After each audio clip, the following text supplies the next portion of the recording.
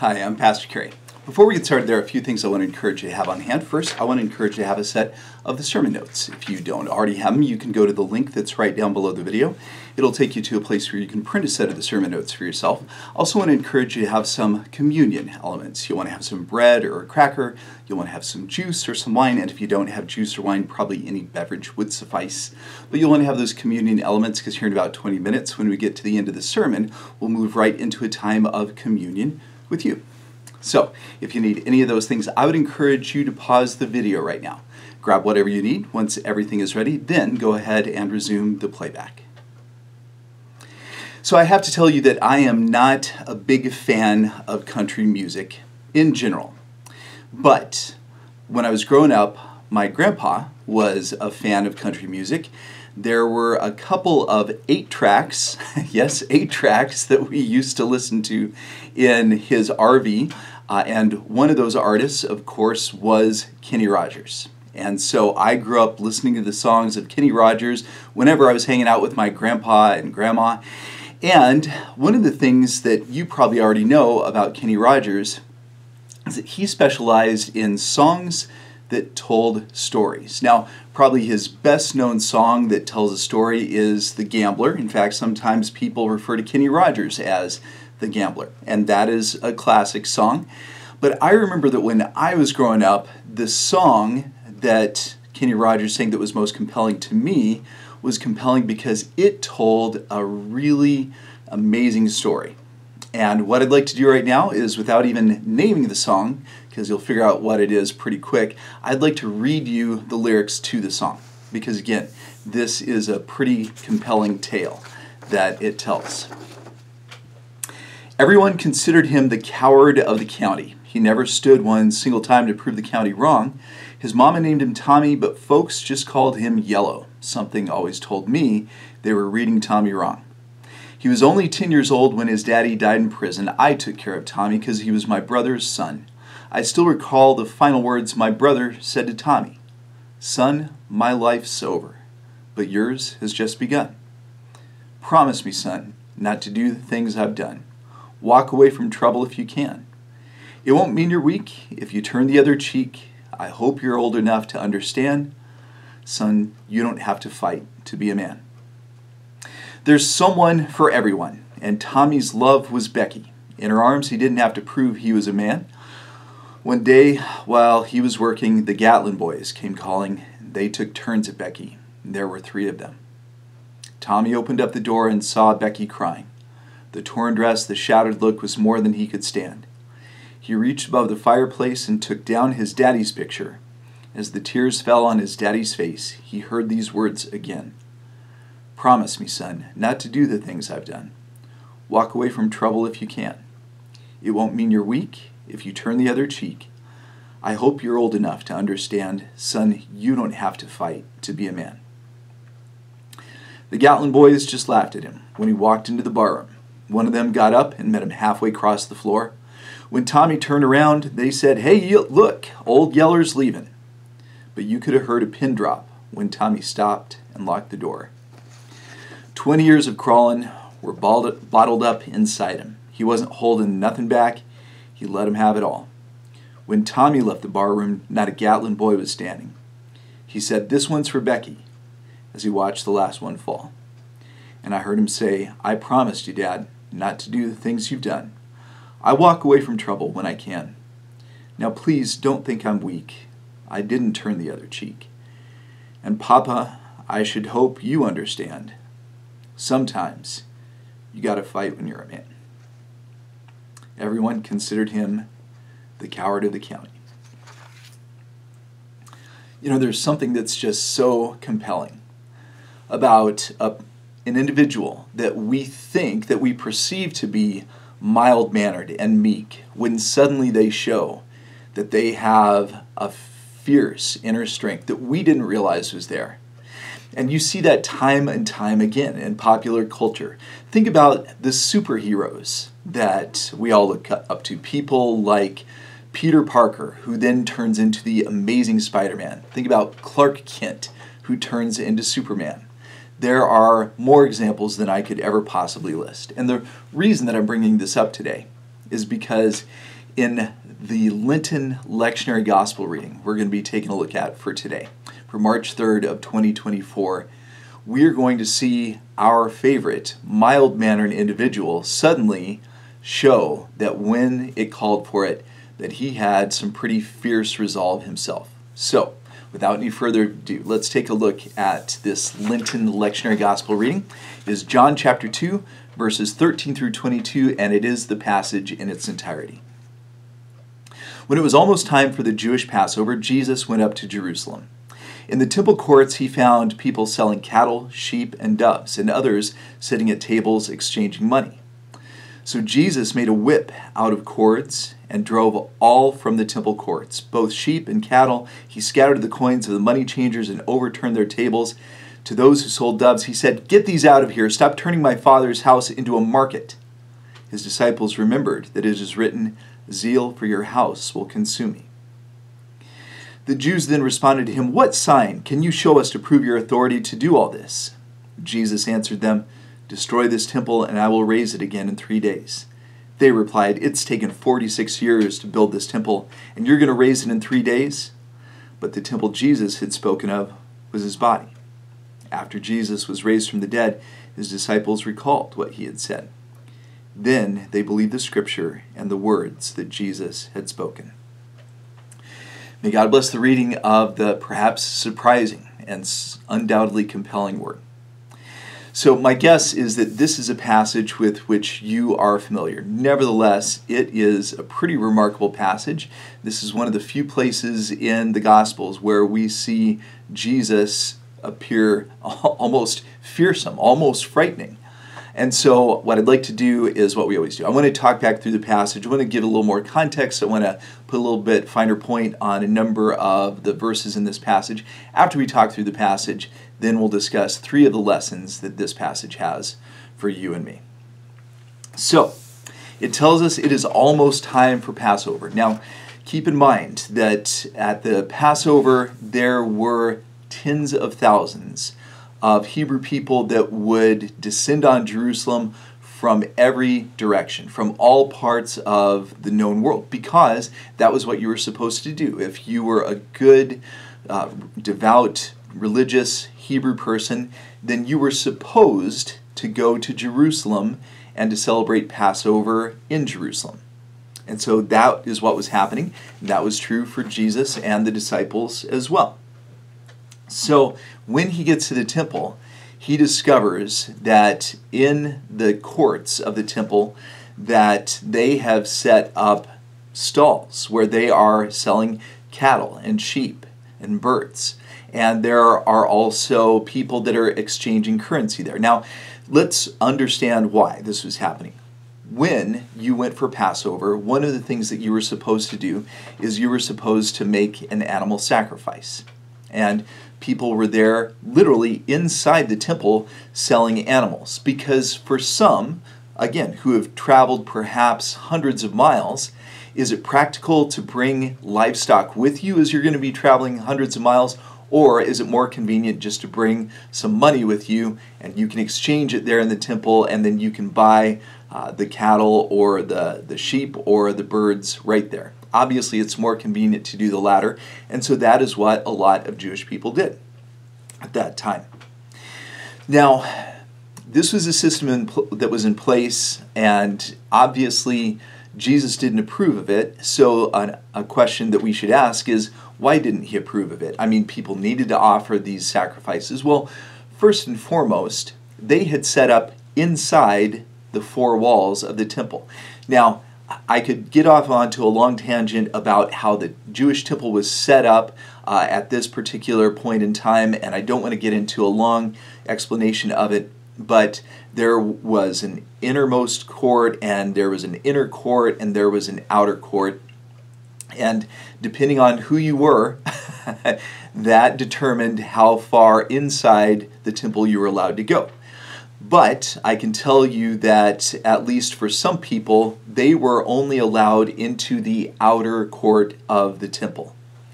And the problem is that if you're going to say to a certain group of people, hey, this is as far as you can go. You can't go into the inner court of the temple. You got to stay out here. This is where you can worship. If you are having them worship where people are selling cattle and livestock and birds, can you imagine the commotion that they would have been competing with as they're trying to worship? On top of that, you've got people that are exchanging currency, because people coming from all over the known world are going to have all different types of currency. And the people who were going to be buying the cattle, or rather the people who were selling the cattle and the livestock and the birds, they didn't want foreign currency, they wanted local currency. So you've got money changers that are there. And obviously, as people are exchanging currency, do you think they're doing it in a non-profit way? No, they were making a profit. And so there was undoubtedly some haggling that happened and some unhappy money exchanges that took place. All of this is happening inside where people are trying to worship. And that is undoubtedly why Jesus objected so strongly to this. So Jesus, he takes matters into his own hands in a way that we really don't ever see any other place in the Gospels. It says that he made a whip. Now, obviously back then there were any number of weapons that people used. A whip was a pretty effective weapon back then.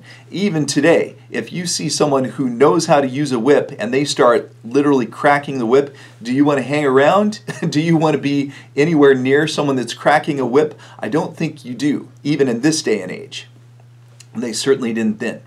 So all of a sudden, there is chaos in this outer court of the temple. And there are cattle running everywhere, there are sheep running everywhere, there are probably doves and pigeons that are flying off, and it says that Jesus also overturned the money changers' tables. Well, gosh, what do you think happened when Jesus all of a sudden starts throwing money everywhere in a crowded area? Pandemonium is breaking out at this point. Utter, complete, between the animals and the birds and people scrambling to scoop up money. I mean, it would have been utter pandemonium at this point. So, do you think the Jewish religious leaders were happy about this? No, because who does this young rabbi think he is, coming in and causing all of this commotion?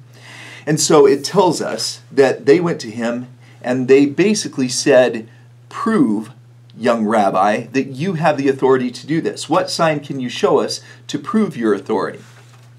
And essentially, what they were saying to him, and it's very likely that they had at least heard of this young rabbi named Jesus, but they were saying to him, "We've heard about you. We've heard you're a miracle worker. What sign can you show us?" In other words, they're saying, "Perform a magic trick for us." And Jesus' response is, "Okay, you want to see a magic trick? I'll show you quite the magic trick. Destroy this temple and I'll raise it again in 3 days." Now, of course, they took Jesus literally and thought that he was talking about the temple that they were standing in. And they scoff at him and they say, "Destroy this temple, you'll raise it again in 3 days. All by yourself?" It's taken workers 46 years to build this temple, which was true. It had been under construction at that point for 46 years, and they weren't nearly done. The commentaries that I read this past week said that they would continue working on this temple for decades after this. And so they obviously are missing what Jesus is saying to them, because Jesus was referring to the temple of his body. And it tells us that later on, however, the disciples would remember this. But isn't this an amazing, remarkable passage? Jesus as Indiana Jones, Jesus as Rambo, Jesus as the action hero that we never see him as in any other place in the Gospels. So what I want to go ahead and do right now is I want us to talk about 3 of the important lessons this passage has for us. And the first important lesson is this: if we turn God's house into a market, we shouldn't be surprised if it makes the Lord unhappy. If we turn the Lord's house into a market, we shouldn't be surprised if it makes the Lord unhappy. In this case, Jesus sees what they've done to the house of God, the house of worship, the temple in Jerusalem, and Jesus is righteously angry, and rightfully so. And he causes quite a commotion. And it would be interesting to see what happened after that. I would guess that after that, that perhaps they had a change in the way that they conducted themselves. I would certainly like to think that. Obviously, the Bible doesn't talk about what happened after that, but it would be interesting to see if maybe they rethought the way that they did this. And one of the things that I think even in the year 2024 that all churches should ask themselves is, hey, we're not doing this today, are we? And I'm sure that you're thinking to yourself about the church where you go and worship. Within the four walls of the sanctuary at your church, I'm sure, at least I'm pretty sure, that no one's selling cattle, that no one's selling sheep, that no one's selling doves, and that there's no currency exchange going on where someone is jacking up the prices and making a profit. Pretty sure that's not happening. But if I'm being really honest, I am fully aware that there are churches out there, that there are denominations out there where it could be argued that that is exactly what's happening. And look, in the name of full transparency, I can tell you that even at Southview Christian Church, over the 14 years that I've served as the senior pastor here, there's been a thing or two that we've done at this church that I haven't been 1,000% comfortable with. Now, one of the things that I also want to acknowledge is that many churches are struggling in this day and age, and many churches come up with creative ways to do fundraising. Let me give you an example. Here at Southview Christian Church, something that we just did is the kids in their children's church classes, they made hanging art. They made this artwork out of wood that they painted, and they put ribbons on and decorations on, and then they presented them to the congregation, and then there was a silent auction that took place over several weeks. And then all of the proceeds from that silent auction went to the children's church. And as far as I'm concerned, that's a wonderful way to raise funds for a church. I'm completely comfortable with that. I hope you are too. If you're not, I'd certainly be willing to have that discussion with you why you're not comfortable with that. But everybody understood that this was for the purpose of fundraising for Children's Church, and the supplies and the work that they did, I mean, the cost was next to nothing. It was a really neat fundraiser that they did. At the same time, I could list other fundraisers that I have been aware of that have happened at other churches. You could undoubtedly talk about fundraisers that have happened at your church or at other churches or that happen in other denominations that probably would make both of us uncomfortable. I think a good question for us to ask ourselves, sometimes we talk about that bracelet that people used to wear that said WWJD, what would Jesus do? Well, I think a question for us to ask ourselves is, if Jesus walked into our church and saw whatever we're doing on any given week in terms of fundraising, would Jesus be comfortable with that? Something for you and for me to think about. So that is the first lesson we should take away from this passage. The second lesson is this: if we ask the Lord for a sign, we might not get the sign we were expecting. If we ask the Lord for a sign, we might not get the sign we were expecting. So, in this passage, it is the Jewish religious leaders that go to Jesus and say, "Hey, young rabbi, what makes you think you can do this? And we've heard that you're a miracle worker, so if you are really something special, if you're really someone special, then prove it right now. Perform a magic trick for us. Perform a sign for us." And Jesus said, "Destroy this temple and I'll raise it in 3 days." And they said, "That's impossible." And of course, if they were thinking that Jesus meant the literal temple around them, well, he didn't perform that sign. But in terms of the temple of his body, and in terms of it being torn down through the crucifixion and it being raised again in 3 days in terms of the resurrection, well, that is exactly what happened. And here was a sign that was fulfilled, but it wasn't what they were expecting. You know, over the course of my life, particularly when I was younger, there were times when I wanted to ask God for a sign. God, show me what I should do here. Show me, should I do this? Should I do that? Give me a sign, Lord. And maybe you've done that as well. Maybe you're more mature than me and you didn't ever do that. But sometimes there's a term that is used with reference to this idea of asking God for a sign. And that term is referred to as fleecing God. Not in terms of like pulling the wool over God's eyes, but in terms of the story of Gideon in the Old Testament, where he set out the two fleeces. And again, I'm running out of time, so I'm not going to recall that whole story, but it's the idea of asking God for a sign or fleecing God. And something that I've learned, and hopefully you've learned as well, is that it doesn't ever turn out the way that we would hope, or very rarely does it turn out the way that we would hope. God gives us a sign, it's clear, and it's fulfilled, and you know, that's not how God operates, at least not in my experience, not in the experience of anyone that I've ever talked to. And so we just have to be careful. Don't ask God for that sign. Don't try to fleece God. That is the second lesson this passage asks us for. It didn't work for the Jewish religious leaders when they asked Jesus for a sign, because it wasn't the sign that they were expecting. Very quickly, because I'm out of time. The third lesson is this: if we pay close attention to the Lord's words, we'll discover even deeper truths. If we pay close attention to the Lord's words, we'll discover even deeper truths. You know, there's a couple of things it tells us in here that the disciples remembered later on about this incident. They remembered that Jesus, that it was written, "Zeal for your house will consume me," in verse 17. Now, that is a quote from the 69th Psalm. I believe it's Psalm 69:9, if I'm remembering right. And so they remembered that Jesus' actions on this day and the zeal that he had kind of overtook Jesus, and he did this. He cleansed the temple. And then they also remember that Jesus had said, "I'll perform a sign for you," to the religious leaders. And he said, "Destroy this temple and I'll raise it again in 3 days."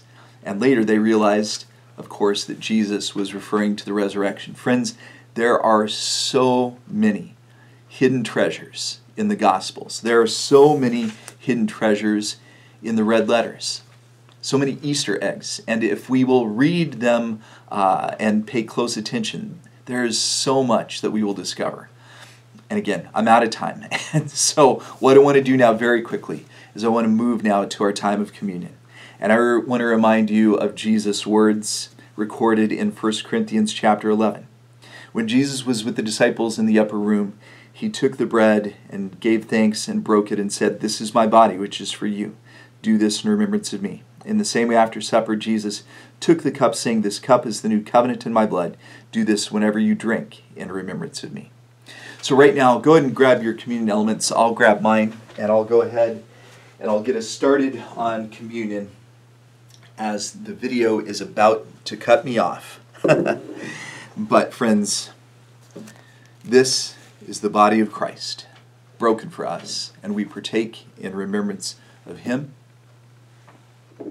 and the blood of Christ shed for us. We drink